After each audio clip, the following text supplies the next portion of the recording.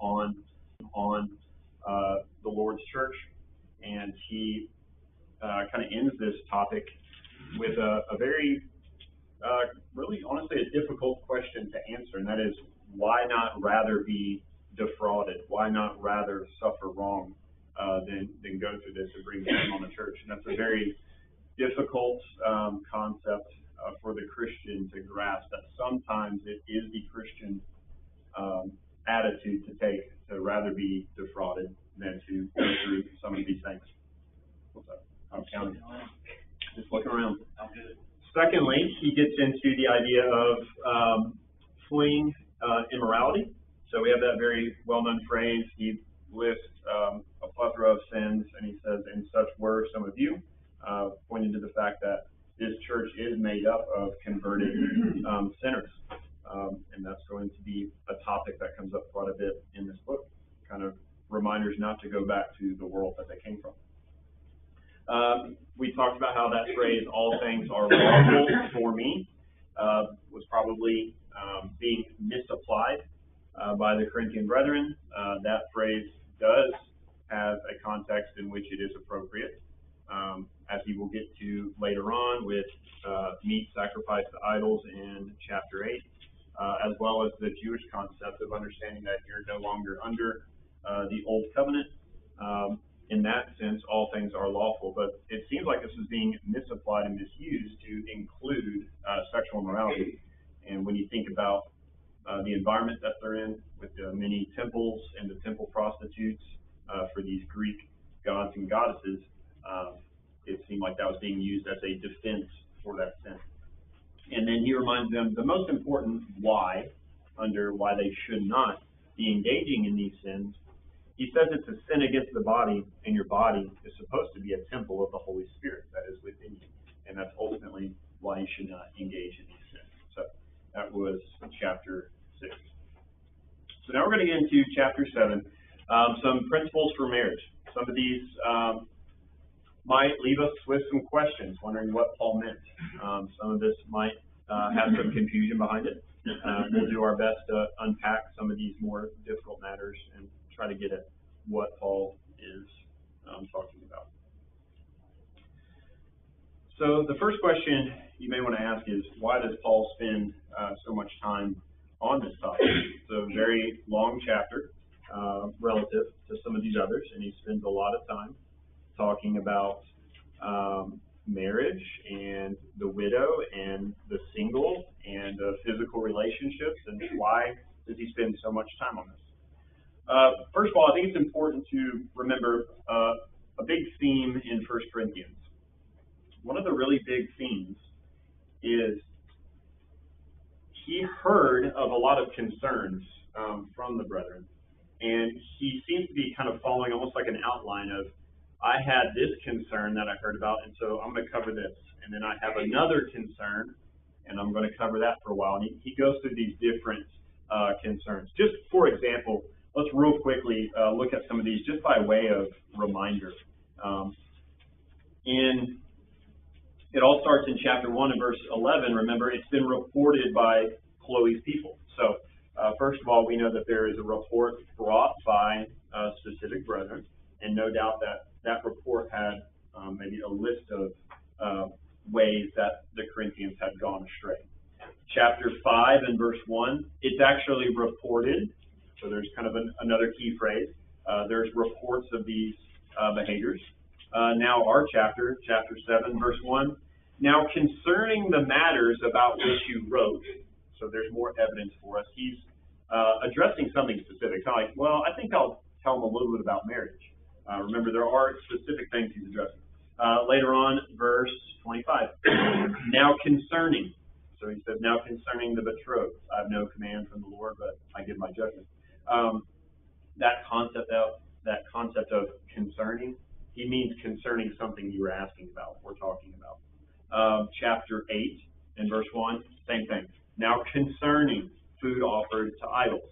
So it's essentially saying, here's the next thing you asked about, and let me cover it. Or here's the next problem I heard about, let me cover that. That's what he means when you see that phrase, now concerning. And then a final example, and these aren't the only ones, it's just a few I picked out. when you get to chapter 12. Now, concerning spiritual gifts. That's a phrase to watch out for in 1 Corinthians. That means this is something I heard about, something that needs to be fixed, and now I'm going to start talking about that. So the point I'm making is here in chapter 7, it's not Paul just, I think it might be a good idea to remind these brethren about marriage. It seems like there's a very specific reason to do that. And there's more hints and clues in chapter 7, but that's something I wanted to bring to your attention. Now, with this specific subject, there's an urgency. There's an urgency due to a heavy concern. Now, this doesn't come up until our next reading, which I guess now will be next Wednesday. But in chapter 7 and verse 26, in view of the present distress. What are some other translations saying there at the start of 26?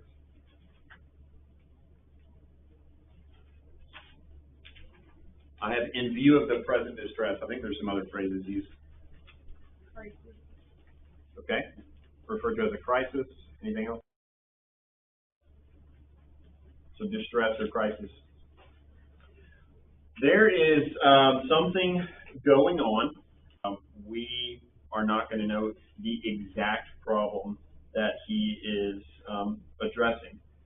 But that is important, that there's something majorly off. And so I have some maybe radical solutions to it, but it's all about whatever this present distress is. And that's going to help us make a little bit more sense of chapter 7. Because there's times in chapter 7 where if you're unfamiliar with what he's trying to do, you might think he's contradicting himself in some other books, but he's not. The reason his instructions here may seem slightly different than other instructions in other of his epistles is because he's addressing some real urgent problem that these brethren are wondering about or dealing with, and so he has some solutions for that. Any thoughts up to this point? I've talked quite a bit. Possible persecution going on. Yep, that is one thing that came up quite a bit in research on this. Possibly it has to do with some of the persecution. I believe now Nero is emperor, if I'm not mistaken, and he was known to certainly persecute Christians quite a bit, and it could have had something to do with that. But what it is, we're not entirely sure. But it's clear that the arrangements he was proposing were not necessarily intended to be permanent, but might be helpful for fixing whatever this distress at the moment was. But it's very important to understand the context of chapter 7 if you might think his advice here seems different than advice given in other epistles. So I wanted you to keep that in mind. A couple things to avoid with chapter 7. Number one, we need to avoid thinking when we go through chapter 7 that Paul is hating on marriage. That's certainly not the case. We'll look at a couple different passages here. Could somebody read 1 Timothy 5 and verse 14?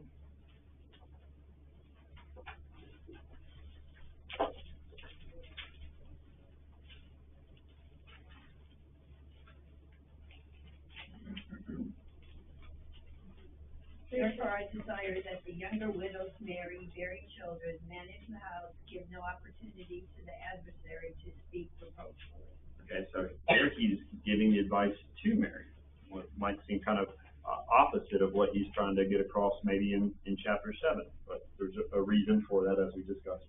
Also, we all remember this section very well. I'll read some of it from Ephesians 5 in verse 22. Wives, submit to your own husbands as to the Lord. For the husband is the head of the wife, even as Christ is the head of the church, his body, and is himself its Savior. Now, as the church submits to Christ, also wives submit in everything to their husbands. Husbands, love your wives, as Christ loved the church and gave himself up for her, that he might sanctify her, having cleansed her by the washing of water and the word, so that he might present the church to himself in splendor, without spot or wrinkle, or any such thing, and she might be holy and without blemish. In the same way, husbands, love their wives as their own body. He who loves his wife loves himself. For no one ever hated his own flesh, but nourishes and cherishes it, just as Christ does the church. Because we're all members of the body. Therefore a man shall leave his father and mother, and hold fast to his wife, and the two shall become one flesh. Paul speaking very positively there of marriage and the love should exist in marriage. So don't come away reading chapter 7 thinking that Paul has some issue with marriage. Again, this all comes back to this present distress that he is having to address. It'd be very easy for people to isolate certain phrases in chapter 7 and act like Paul has this kind of radical idea about marriage. Number 2, and this will come up more in the next class, we need to avoid taking Paul's statements without full context in order to supersede Jesus' teachings on divorce. Look at verse 15, for example, which again comes up in the next class. If the unbelieving partner separates, let it be so. In such cases, the brother or sister is not enslaved. God has called you to peace. We'll talk a little bit more about what that phrase means, but this is something that is being done. This is not hypothetical. This is happening in the Lord's church, using statements from Paul to add to or amend the teachings of Jesus about marriage, divorce, and remarriage. And that's certainly not Paul's intention. He's not amending Christ's teachings. That is being done in the Lord's church today. So beware of that. We'll maybe get some more of that in the next class. Now, as a very interesting side note, I'm not claiming that this has any merit, rather that it is just a thought that is out there. That some think that Paul was married in his distant former life. Obviously, he states very plainly that he is not married at the time of the writing of 1 Corinthians. But just a couple points that people bring up. Number 1, he's very knowledgeable about marriage. And then number 2, Paul in his former life voted on the Sanhedrin, and many people think one of the requirements to be on the Sanhedrin was that you were married. So just an interesting side note. Nothing more than that. Any thoughts on those before we get into chapter 7? He is answering letters, so these things have come up that he needs to respond to them Right. in a proper way. So there were obviously real problems that were Yep. happening. Yep. It seems like some epistles are the author himself making observations about the church and saying, I think these are some things that would be helpful. It's interesting how 1 Corinthians is almost a little bit of a different pattern where they wrote to him with all of these issues and how do we fix all these issues, and then he's giving advice on that. A little bit different approach maybe to 1 Corinthians compared to some other epistles, which is important for understanding the context, certainly. Okay, I think we're ready to actually get into chapter 7 now. So I broke this up into 2 different sections. We'll start with 1 through 7, and then we'll finish with 8 through 10 a little bit later. So let's just focus on chapter 7, verses 1 through 7. I'd love to have a volunteer read that, please. Now concerning the matters about which you wrote, it is good for a man not to have sexual relations with a woman. But because of the temptation to sexual immorality, each man should have his own wife, and each woman her own husband. The husband should give to his wife her conjugal rights, and likewise the wife to her husband. For the wife does not have authority over her own body, but the husband does. Likewise, the husband does not have authority over his own body, but the wife does.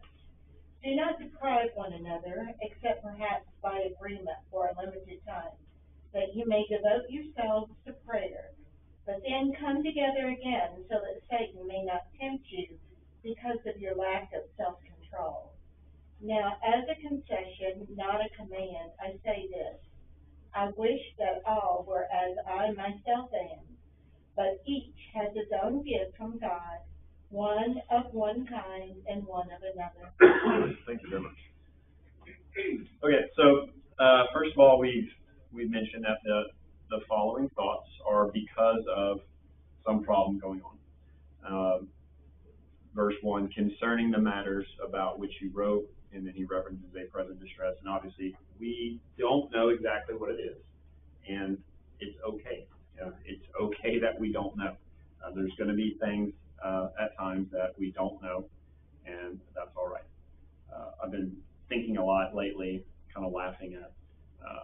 Did anyone watch the Tucker Carlson interview last week with Ted Cruz? He is getting on to him about not knowing a specific detail. He asked him about the population of Iran. He says, I don't know, and then it's just gone viral. He's like, how could you not know that? Sometimes it's okay not to know specific things. It's all right.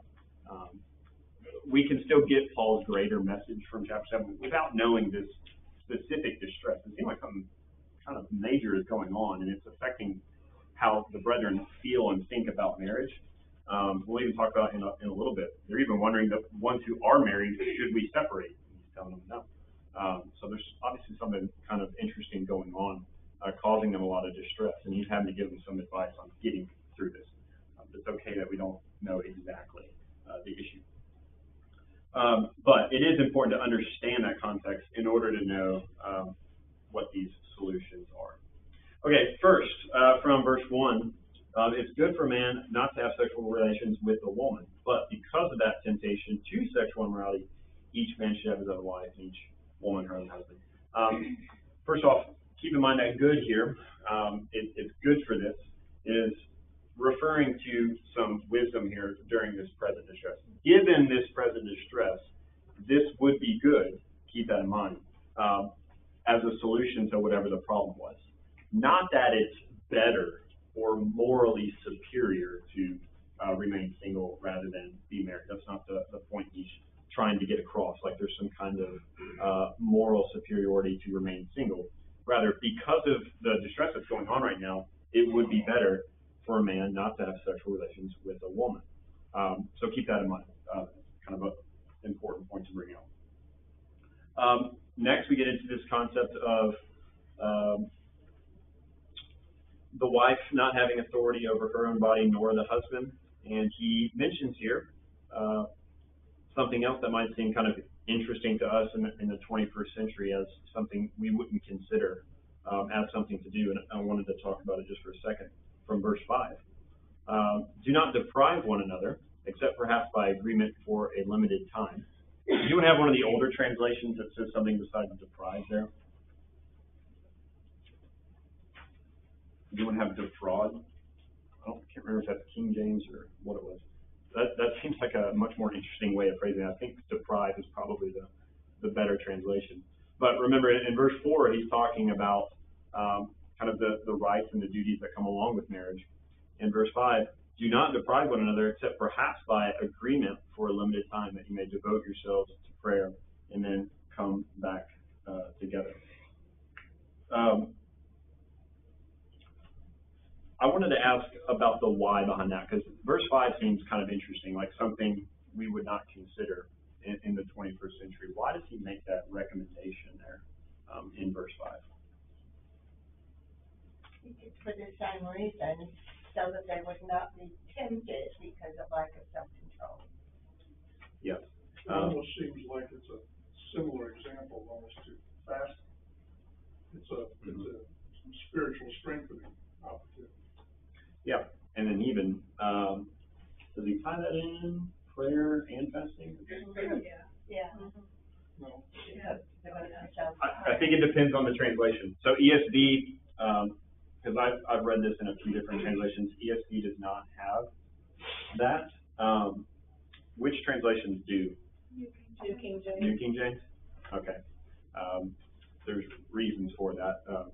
ESV and New King James are looking at different texts when they translate, but These are the sharper two, so.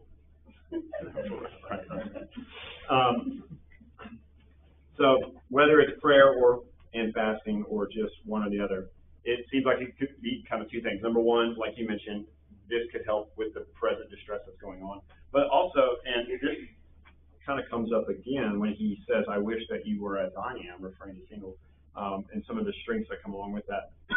This depriving one another for a short time, for a limited time, leaves open, similar to fasting, the opportunity to practice these very religious attributes and to, I guess, just dive deeper into those things, like prayer or fasting or both. So I thought that was interesting, just because that's just really, in the 21st century, we're not really thinking of doing that ever. But perhaps there are some merits behind it, just having opportunity to just dive deeper into some of these religious actions, which I thought was interesting. Jacob, do you think it has anything to do, and I hadn't thought of it this way because my brain thinks of these chapter breaks, but since they're just talking about sexual immorality and the area that they're in, you know, like maybe if they're saying, okay, well, if there's all these possibilities that these sexual acts may be sinning against God, should we be, you know, not doing it at all? Should we be, and he's saying no, like, don't go to the opposite extreme. Yes. Like, Yes. That is something I've heard before, and you know, it wouldn't be a big stretch to think that the present distress is lots of your members are going to this temple of Aphrodite, into the temple prostitutes, and we've got to do something about it. It's a huge problem. What do we do? And so there's lots and lots of concerns, especially just thinking about sexual immorality, to where it's even corrupting how people are viewing just someone they're married to, which shouldn't be a problem. But it's such a big issue in this city that they're even wondering if that's a problem. And so, yes, while we're just speculating, that does seem very plausible. Comment over that. Yeah, I'm looking at the commentary I'm reading here, and it's making some notes in here. It said that apparently there was an issue between the Jews and the Corinthians there, at least from a historical standpoint. That a lot of the Jews took the position that you had to be married or you were sinning against God in some way, because if you were under 20 or if you were like older than 20 and was married, it was seen kind of a sin of some kind. And they said that Corinthians or the Greeks were kind of taking the opposite position, because of all of the philosophers and scholars. They were saying you should be single and Deprive yourself. Deprive yourself and get some kind of higher knowledge from it. Yeah. So that may have been part of what the contention was okay, you've got Jews and you've got Greeks together, come together as a church, and they've all heard different things forever, so they're kind of trying to get some advice on, okay, how do we reconcile one extreme and the other from what everybody's kind of grown up with, I guess, for lack of a better term. Yep. Yeah, I hadn't had that thought before about the difference between the Jewish thought versus the Greek thought on this subject, but that is interesting. We do know that there were a variety of Jews and Greeks that made up the church here, so that's an interesting thought. Yeah. That's a good thought, because I first thought, I wonder how many Christians, devoted Christians, were available for men to marry, you know, and so that would go with it. Were there Jews out there? Were there Gentiles? You know, if you're going to sin, I mean, if you want sex, you better get married. You've got to get married. Like, you got to be really careful on that. Yep. Yeah, excellent point. And yeah, there's possibly Christians here married to non-Christians, because we see that subject coming up here in a little bit as well. I think one of the important takeaways from this section at the end of that thought about depriving one another for a limited time, and first of all, it's important to bring up the two conditions there. Number one, it was under mutual consent. You're not to be doing this if it's completely against your spouse's wishes. So it's under mutual consent. And number two, it's for a short time. And this brings up a good point that's applying to everyone in Corinth and, of course, all of us today. The fact that Satan is looking for that opportunity to tempt. So at the end of verse 5, come back together after this short time so that Satan may not tempt you because of your lack of self-control. So I think that's an important point to bring out, that Satan is always lurking and waiting for a chance to tempt. All right, I wanted to finish up this section by looking at verses 6 and 7 again real quick. Notice kind of the difference here between permission versus what you would view as a command. I think that's important sometimes. There's lots of areas where we kind of forget that there's a difference between permission, you're allowed to do this, I recommend doing this, I give you permission to do this, versus a command. Like even just in verse 1, it's good for a man not to have sexual relations with a woman. That needs more context. You know, permission to do something versus a command to do something. So keep that in mind at the start of verse 6, what he's about to say. But in verse 7, after that statement, he says, I wish that all were as I myself am, but each has his own gift from God, one of one kind and one of another. So Paul is first being open and honest about this is not a command, rather permission or a recommendation. But I wanted to ask, what are the benefits? And you could keep it just in the context of first century Corinth, but what might be the benefits of being like Paul and remaining single? Not having other responsibilities. Okay. Marriage certainly brings on other responsibilities. It's a good point. What are other benefits, perhaps? Focus more of the energy on serving the Lord and doing work for the Lord. Right. As Paul certainly did. Very, very active Christian spreading the gospel. Anything else would not be missing?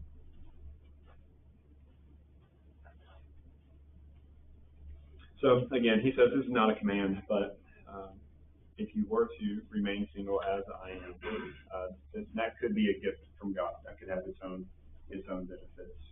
And I certainly think he's referring to the zeal that one would be able to have for the Lord under those circumstances. Any final comments or anything anyone wanted to bring up from 1 through 7? Well, as you said in verse 6, he said this by way of a concession, not command. It's still an inspired concession. Yeah. It's still an inspired advice that he was given.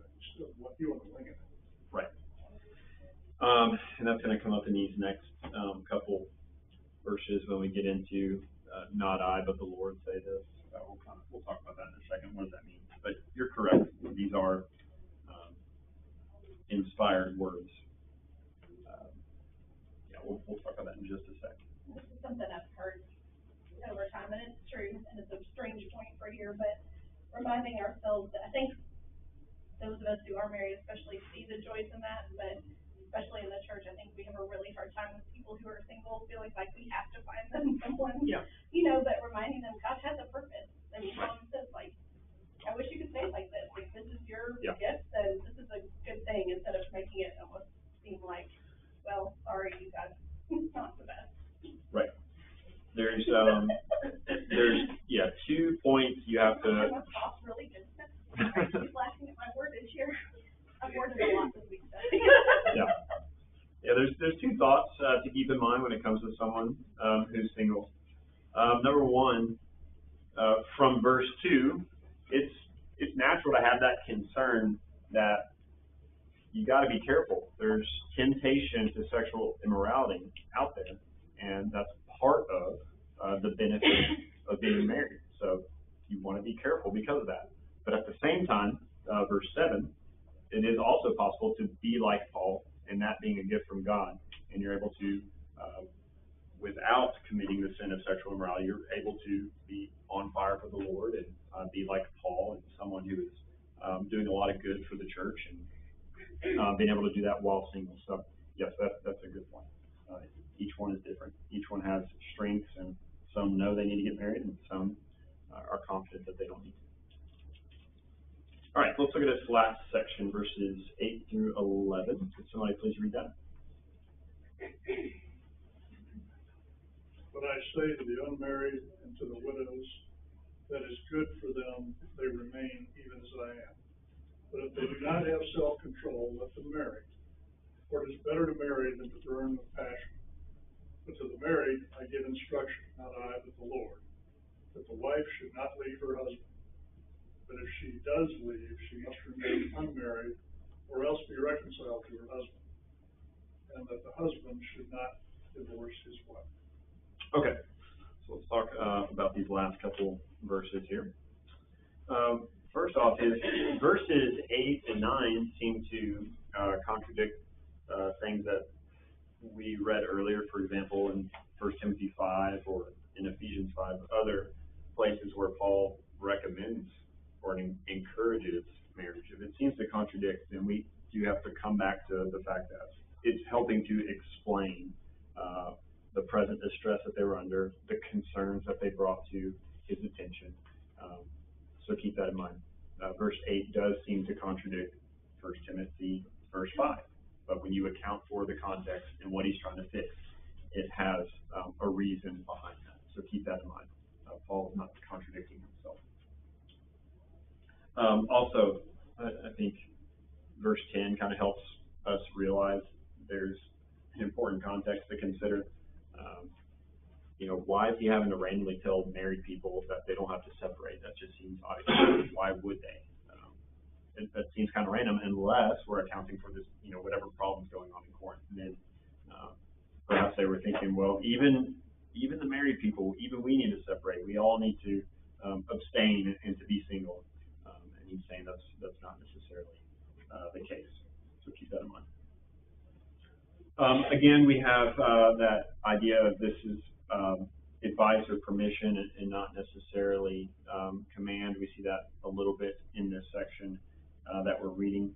The single and the widows, they don't have to remain that way, but it is recommended by Paul under this present distress. Can we think of any reason why he's recommending this in verse 8? To the unmarried and to the widows, I say that it's good for them to remain as I am. Anything beyond what we already brought up, that makes sense for, maybe a young unmarried person, but what about like an older widow? Why would he give that same advice? Could it be a different reason, or do we think it's the same? Like I said, if there's not a lot of good choices out there, it's probably better to stay unmarried.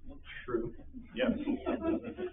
Yeah. So in addition to those reasons we already brought up, perhaps the prospects in Corinth are not great. A very sinful environment. So I hadn't thought of that. That's probably a good reason as well. Yeah.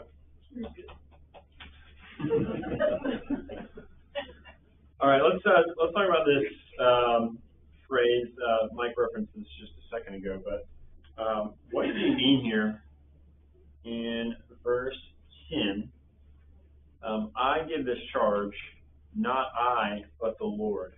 Has anyone researched that before, have a good understanding about what he's getting at there?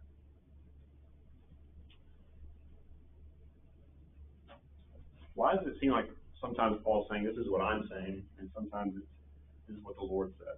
Why does he make that distinction? Isn't it just all inspired? It's kind of all coming from the same place. Why does he make this distinction? Some of it is a result of a specific commandment of the Lord, and some of it is something that Paul is speaking of as an inspired writer, consistent with the principles of some of the things the Lord has said.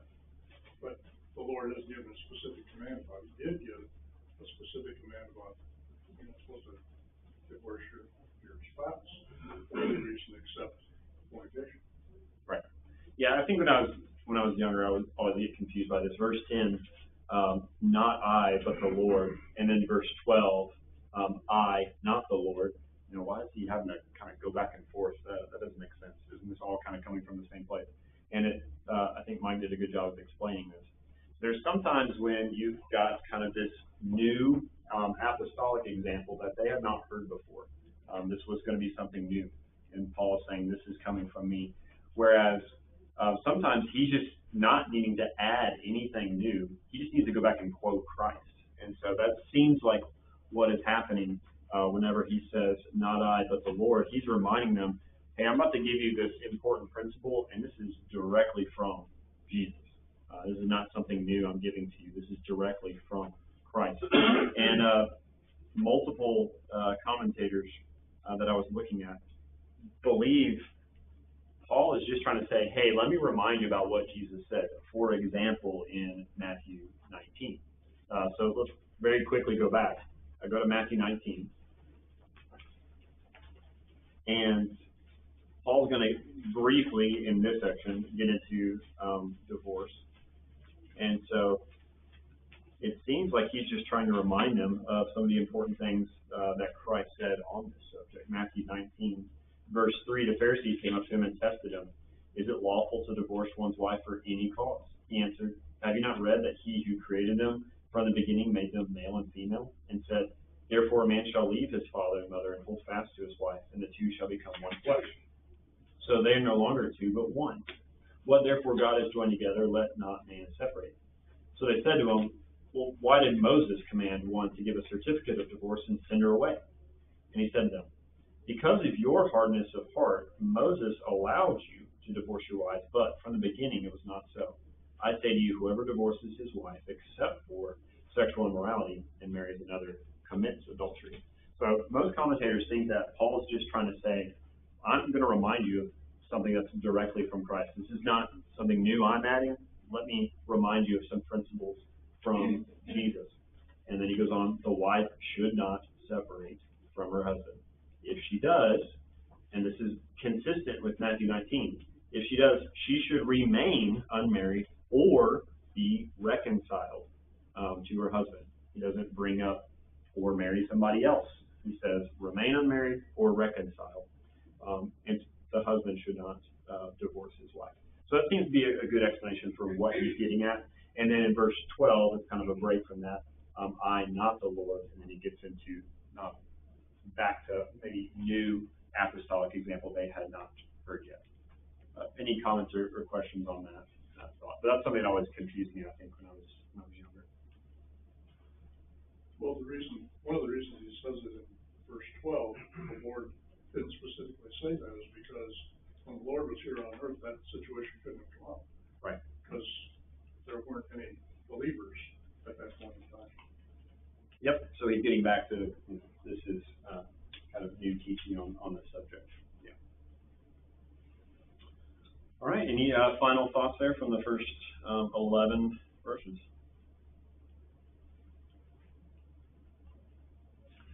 A couple different applications I thought were important to bring out when I was reflecting on these verses. Number one, with a lot of these subjects that he's addressing here, it was all for a very important reason, and that reason is sin is always lurking. Satan is waiting around for anyone who slips up on a number of these topics. Sin was a major part of the city of Corinth, and if they didn't pay attention to these commands or these bits of important advice that he is giving them, if they don't pay attention to these, then sin is right around the corner. And I think that's very important, and it's still true for us today on these subjects. Why we need to pay attention to it, why we need to make sure we're practicing biblical principles when it comes to our marriage and different things like that. It's because Satan is always waiting around for us to slip up when it comes to these things. And purity is very important when you're single and when you're married. Yes. Yeah, that's an excellent point. And then from verse 7, whether marriage was better for you or remaining single, each is a gift from God.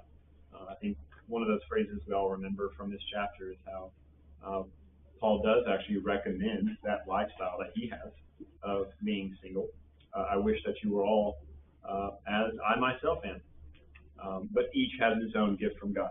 I think it's important to remember that whichever is chosen, each could be a gift from God, and I think that's very important to remember. Whether you're going to be married or you're going to be single, each one of those could be a gift from God if done the right way. Certainly, the way Paul lived his life as a single man was a gift from God. He was able to do a lot of good for the church. So I thought that was an important application from the first part of chapter 7.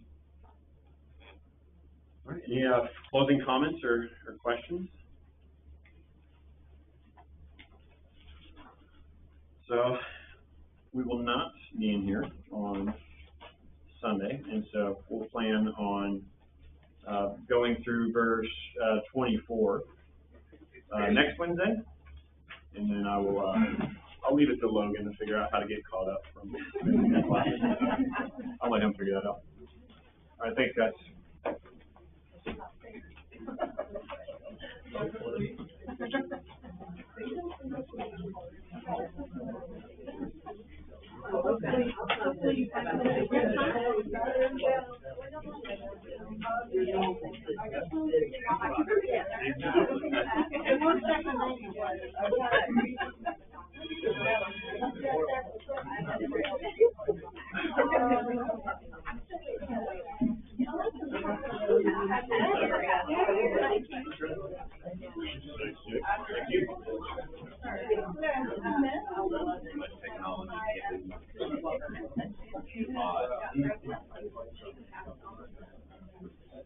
Oh, 5 years. I've had it.